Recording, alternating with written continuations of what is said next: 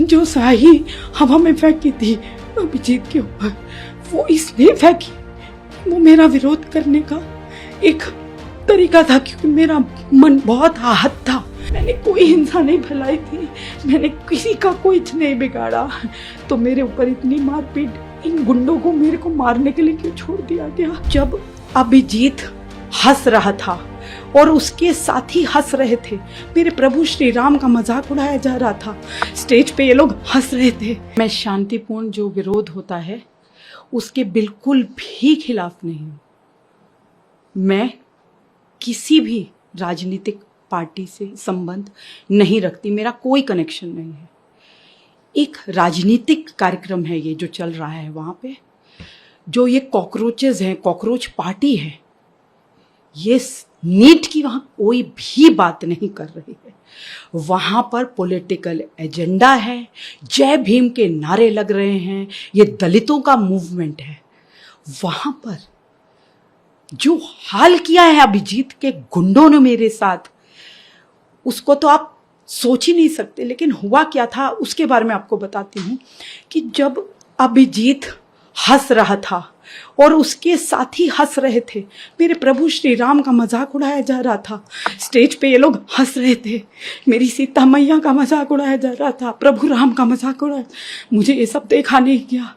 और इसी के लिए मैं वहाँ गई थी और मैंने अभिजीत की जो स्याही हवा में फेंकी थी अभिजीत के ऊपर, वो इसलिए फेंकी, वो मेरा विरोध करने का एक तरीका था, क्योंकि मेरा मन बहुत आहत था।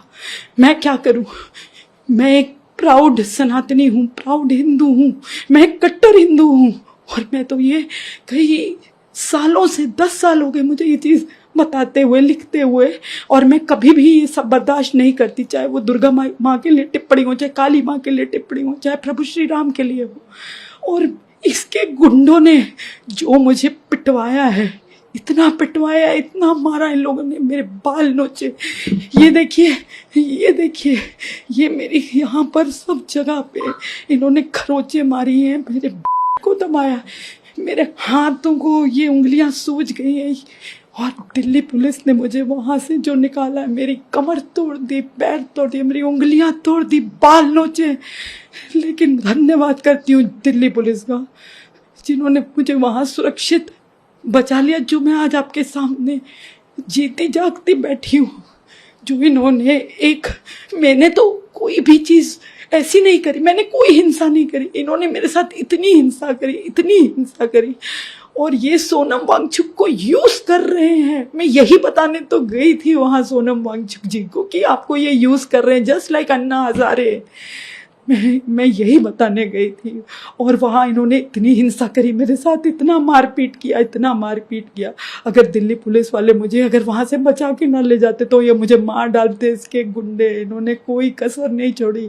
वैसे इस देश में महिला बहुत होता है 24 घंटे, क्या मैं महिला नहीं हूँ? इतने गुंडों से मुझे क्यों पिटवाया? मैंने तो कोई हिंसा नहीं करी थी। क्या मैंने अभिजीत को थप्पड़ मारा? क्या मैंने कुछ कहा उसे? कहा, हाँ कहा, मैंने उसके सामने खड़े होके कहा कि तुम सोनम को क्यों यूज कर रहे हो, सोनम वांगचुक को क्यों यूज कर रहे हो, तुम्हारा ये प्रोपेगेंडा है, तुम फॉल्स प्रोपेगेंडा, तुम नीट की कोई बात नहीं कर रहे, यहाँ राजनीतिक प्रोपेगेंडा फैला रहे हो, तुम जय भीम के नारे लगा रहे हो। और तुम मेरे जय श्री राम कहने पे भी लोगों को वहाँ बहुत आपत्ति थी। क्यों ना कहूँ, मेरे प्रभु राम जो है मेरे लिए सर्वोपरि, इस देश में सबके लिए, ये देश, ये राष्ट्र के लिए सबसे सर्वोपरि है मेरे प्रभु राम। और मैं जय श्री राम आज भी कहूंगी, कल भी कहूंगी। मैं कट्टर सनातनी हूं, मैं मरते दम तक मार डालो मुझे, पर मैं जय श्री राम कहूंगी, कहूंगी, कहूंगी। ये जो प्रोटेस्ट चल रही है, मैं इसे कई दिनों से वॉच कर रही थी। यहाँ पर मेरे प्रभु श्री राम का मजाक बनाया जा रहा है, वहाँ पर कॉमेडियंस को बुलाया जा रहा है जो मेरे प्रभु श्री राम का मजाक बना रहे, माता सीता का मजाक बना रहे। आखिर क्यों मजाक बना रहे? मेरे भगवान का मजाक क्यों बना रहे? इससे मैं बहुत आहत थी, मेरे दिल को बहुत ठेस पहुंची, मेरे दिमाग में ये सब बैठ गया कि आखिर प्रभु श्री राम को भी नहीं बख्शा जा रहा। और ये राजनीतिक पूरी जो है ये पूरा राजनीतिकरण है इस चीज़ का। और यहाँ पर कोई नीट और कोई स्टूडेंट्स की कोई बातचीत नहीं हो रही। मैं ऑब्जर्व कर रही थी बड़े दिनों से, और मैंने कल जा कर के जब सुना, उसके बाद तो वो इतनी गालियाँ दे रहे, सिर्फ और सिर्फ वहाँ पर सिर्फ भगवान को कोसने की बातें हो रही। वो मुझसे बर्दाश्त नहीं हुआ और मेरी भावनाएं बहुत आहत हुई। और उसके लिए मैंने अपने विरोध में, क्योंकि वो अभद्र भाषा जो मैंने सुनी थी वो मेरे कानों में गूंज रही थी, तो जब मैंने वो सब वहाँ बैठा, वहाँ फिर से मुझे रियलाइज़ हुआ कि उन्होंने मुझे उकसाया है इस तरीके से, क्योंकि कंटिन्यूस वही बातें चल रही हैं वहाँ पर।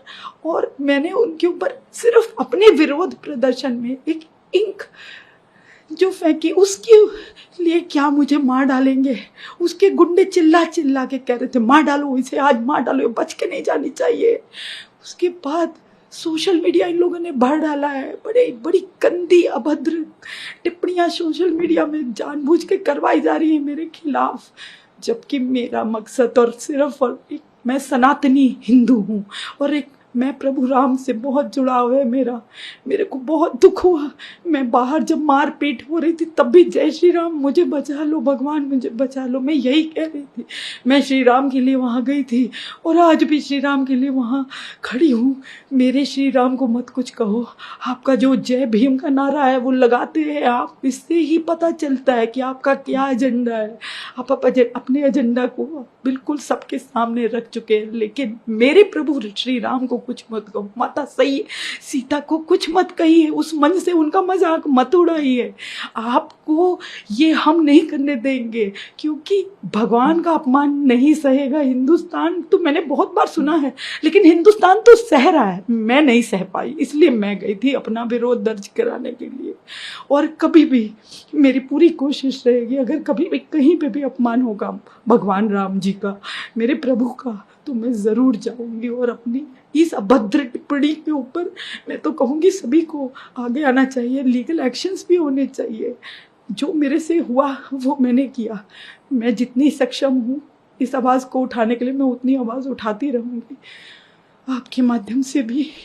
लेकिन मुझे ये बताए कोई कि इतनी मारपीट, इतनी हिंसा, मैंने कोई हिंसा नहीं फैलाई थी, मैंने किसी का कुछ नहीं बिगाड़ा, तो मेरे ऊपर इतनी मारपीट, इन गुंडों को मेरे को मारने के लिए क्यों छोड़ दिया गया? क्या प्रभु राम को बचाना है गलती है? क्या प्रभु राम के लिए खड़े होना गलती है इस देश में? क्या माता सीता, मेरी माता सीता को कुछ भी बोलोगे, मेरे प्रभु श्री राम को बोलोगे, तो ये क्या गलती है? मेरी गलती है? बताए मुझे कोई। अभिजीत दीपके के गुंडों ने क्यों मारा मुझे? आखिर क्यों मारा? कोई तो बताओ मुझे ये जानना है। पर मैं कुछ, मेरे अभी तक मेरा मत सिर जो है घूम रहा है, मुझे समझ नहीं आ रहा है कि आखिर क्या ये इतना बड़ा अपराध था जो ये कर रहे हैं, गुमराह कर रहे हैं देश को, युवा को गुमराह कर रहे हैं, वो अपराध है। नीट की तो कोई बात नहीं हो रही है।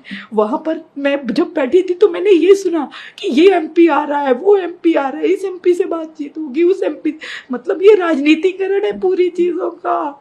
बहुत और बातें हैं जो मैंने वहां अपने कानों से सुनी है। बहुत ही ये किस तरीके का मूवमेंट है? बच्चों को इस्तेमाल किया जा रहा है, सोनम वांगचुक को इस्तेमाल किया जा रहा है इस चीज के लिए। मैं वहां गई थी कि बच्चों को क्यों गुमराह कर रहे हो? नीट की कोई बात नहीं कर रहे, प्रभु श्री राम का क्यों अपमान कर रहे हो? नहीं सहूंगी मैं, नहीं सहूंगी। इस प्रोटेस्ट को आप किस नजर से देखते हैं? ये प्रोटेस्ट इस देश को गुमराह करने के लिए है, कॉकरोच पार्टी, और ये कॉकरोचेस जो है गलत दिशा में ले जा रहे हैं इस देश को। इस देश के जागरूक नागरिकों को समझना होगा कि ये आपके हित के लिए नहीं लड़ रही है, अपने जय भीम के नारे, दलित मूवमेंट है ये, इनका कोई मकसद है, बहुत बड़ा मकसद है इनका। ये देश को किस ओर ले जा रहे हैं ये सभी को जानना होगा, समझना होगा। जो मैंने समझा है, क्योंकि मैं एक सनातनी हूँ, तो प्रभु का अपमान क्यों किया जाएगा? अगर वो देश हित की बात कर रहा है कोई भी, तो वहाँ प्रभु का अपमान नहीं हो सकता। वहाँ पर ऐसे लोग नहीं रह सकते जो हंसे जो अट्टहास हो रहे हैं, जो सीता मैया को वहाँ पे हंसे, उनका मजाक उड़ाए, ये देश में नहीं हो सकता। और एक महिला ने क्या कोई वायलेंस की थी? महिला वो मैं हूँ, बरखा त्रिहन। मैंने कौन सी वायलेंस करी है जो मेरे ऊपर इतना हिंसा किया तुमने? क्यों? अगर दिल्ली पुलिस ना मुझे बचा के ले जाती तो कल ये मार डालते मुझे। इनके आप देख सकते हैं जो मेरा हाल किया इन्होंने, बहुत बुरा हाल किया इन्होंने। बहुत गलत जा रहा है इस देश को, गुमराह ना होने दीजिए, ना होने दीजिए। बच्चों, तुम्हारा ये भविष्य इस देश का तुम्हारे हाथ में है, लेकिन ये तुम्हें गुमराह कर रहे हैं। समझ जाओ बच्चों, समझो इसका अच्छे से। आप लोग अपना दिमाग लगाइए। ये गलत है, गलत हो रहा है, गलत हो रहा है।